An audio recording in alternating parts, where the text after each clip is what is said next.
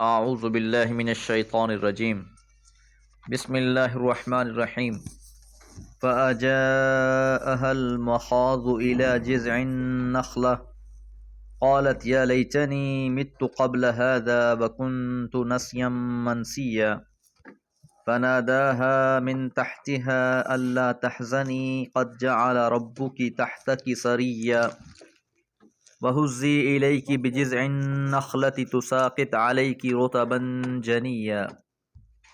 سورہ مریم آیات 23 سے 25۔ پچھلی آیات میں ہم نے یہ بات جانی کہ حضرت جبرائیل علیہ السلام انسانی شکل میں آئے اور اللہ تعالیٰ کی طرف سے یہ خبر دی کہ اللہ تعالیٰ انہیں ایک بیٹا نصیب فرمائے گا۔ حمل ٹھہرنے کے بعد حضرت مریم علیہ السلام اس مقام کو چھوڑ کر ایک دور دراز علاقے میں چلی گئیں، یہاں تک کہ ولادت کا وقت آ گیا۔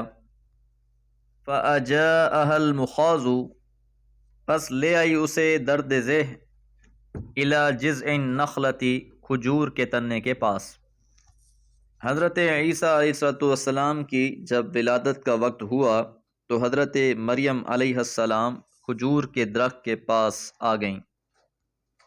اسی اثنا میں آپ نے یہ بات کہی، قالت فرمایا، یا لیتنی، اے کاش، متو، میں مر گئی ہوتی، قبل ھذا، اس سے پہلے۔ اب ذرا آپ تصور کیجئے کہ کیا حال ہوگا کہ ایک پاکیزہ گھرانے کی ایک کنواری عفیفہ پاک دامن خاتون ایک بچے کو جنم دیتی ہے۔ اب اس کے ذہن میں کیا کیا خیالات اور تصورات آ رہے ہوں گے، جبکہ قوم بھی ایسی ہو جو یہودی قوم ہے، جو انبیاء کے قتل سے بھی باز نہیں آتی۔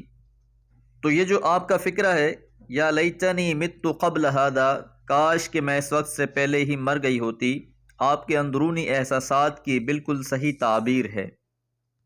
کیونکہ جو انسان مر جاتا ہے اسے بھلا دیا جاتا ہے، لیکن اس واقعے کے بعد تو ایک ایسا تصور چل اٹھے گا، ایک ایسا نام جاری ہو جائے گا جو تا قیامت جاری رہے گا۔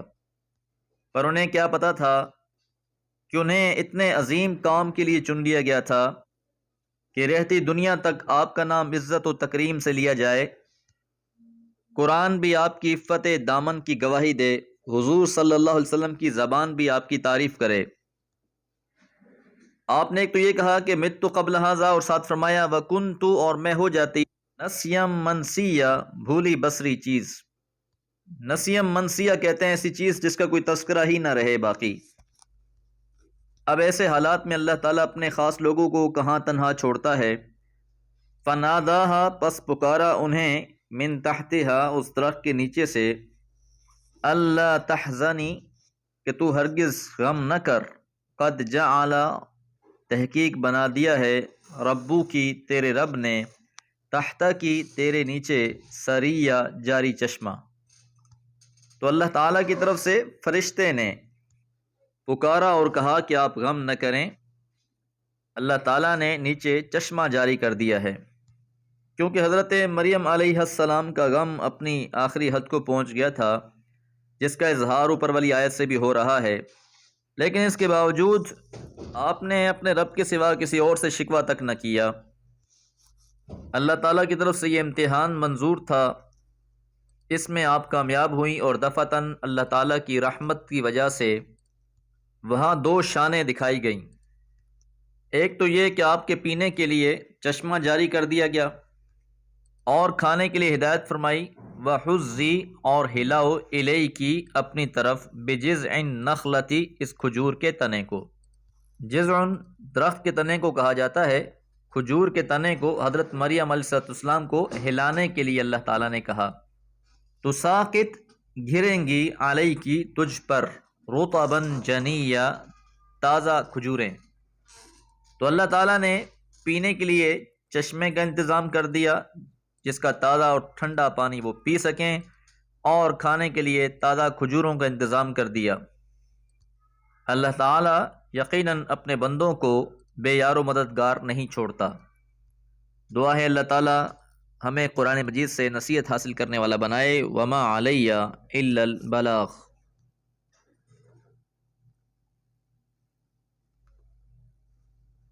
اعوذ باللہ من الشیطان الرجیم بسم اللہ الرحمن الرحیم فَكُلِي وَاشْرَبِي وَقَرِّي عَيْنًا فَإِمَّا تَرَيِنَّ مِنَ الْبَشَرِ أَحَدًا فَقُولِي إِنِّي نَذَرْتُ لِلرَّحْمَنِ صَوْمًا فَلَنْ أُكَلِّمَ الْيَوْمَ إِنْسِيًّا فَأَتَتْ بِهِ قَوْمَهَا تَحْمِلُهُ قالوا يا مريم لقد جئت شيئا فريا يا أخت هارون ما كان أبوك امرأ سوء وما كانت أمك بغيا فأشارت إليه قالوا كيف نكلم من كان في المهد صبيا۔ سورہ مریم آیات 26 سے 29۔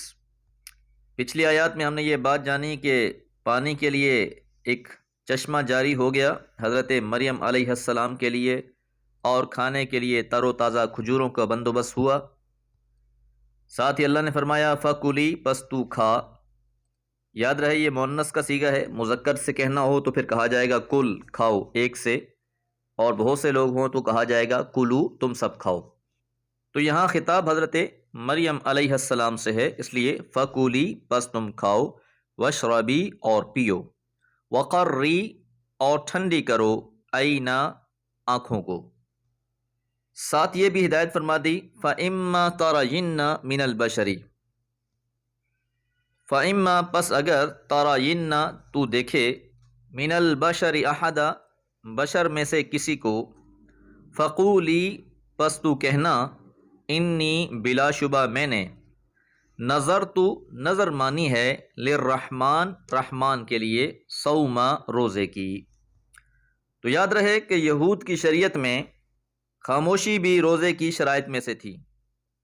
جس طرح ہمارے ہاں بہت سی چیزوں سے منع ہے روزے میں، کھانا پینا، لغویات، اسی طرح ان کے ہاں روزے میں کلام کرنے کی اجازت بھی نہ تھی۔ اس لیے فرمایا فَلَنْ أُكَلِّمَ پس میں ہرگز بات نہیں کروں گی، اليوم آج کے دن، انسیہ کسی بھی انسان سے۔ کیونکہ اب ہر ایک نے یہی سوال کرنا تھا کہ یہ بچہ کہاں سے آیا، اس کا باپ کون ہے۔ اب ان باتوں کا جواب حضرت مریم علیہ السلام اپنی طرف سے دیتی رہتی تو کوئی بھی مطمئن نہ ہوتا۔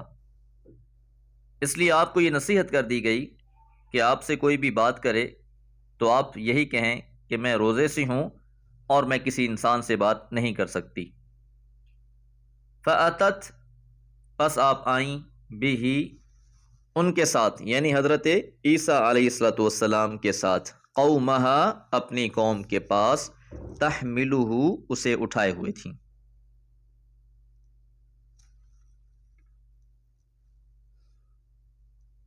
مولود بچے کو اٹھا کر آپ نے اپنی قوم میں آنا ہے۔ قوم کے لوگوں نے جیسے ہی آپ کو دیکھا کہ آپ نے ایک بچے کو اٹھا رکھا ہے، قالو انہوں نے کہا، یا مریم اے مریم، لقد جئتی تو آئی ہے، شیئن فریا عجیب حرکت کر کے، کہ یہ تو تم نے بڑی عجیب حرکت کر ڈالی ہے۔ آپ یہاں پھر ایک بار اس بات کو ذہن میں لائیں کہ اگر واقعی مریم علیہ السلام کی شادی ہو چکی ہوتی، جیسا کہ عیسائیوں کی کتاب لوقا میں یہ بات لکھی ہوئی ہے، تو پھر بچے کو اٹھا لانے پر کوئی اعتراض نہ ہوتا۔ یہ اعتراض تبھی تھا جب اللہ تعالیٰ نے ایک کنواری لڑکی کو ایک بیٹا عطا فرمایا۔ ساتھ ہی قوم والوں نے کہا، یا اخت ہارون اے ہارون کی بہن، ما کان ابو کی نہ تھا تیرا باپ، امرأ سوء برا آدمی، وما کانت اور نہ تھی، امو کی تیری ماں، بغیہ بری عورت، بدکار عورت۔ یہاں آپ کو ہارون کی بہن کہا گیا، تو یاد رہے کہ یہاں حضرت موسیٰ علیہ السلام کے بھائی ہارون علیہ السلام مراد نہیں ہیں، بلکہ حضرت مریم علیہ السلام کے خاندان کے ہی لوگوں میں سے کسی نیک شہرت رکھنے والے شخص کا نام ہے۔ کیونکہ پہلے تذکرہ ہو چکا کہ آپ کی والدہ بھی بہت نیک خاتون تھیں، آپ کا والد بھی بہت نیک آدمی تھا۔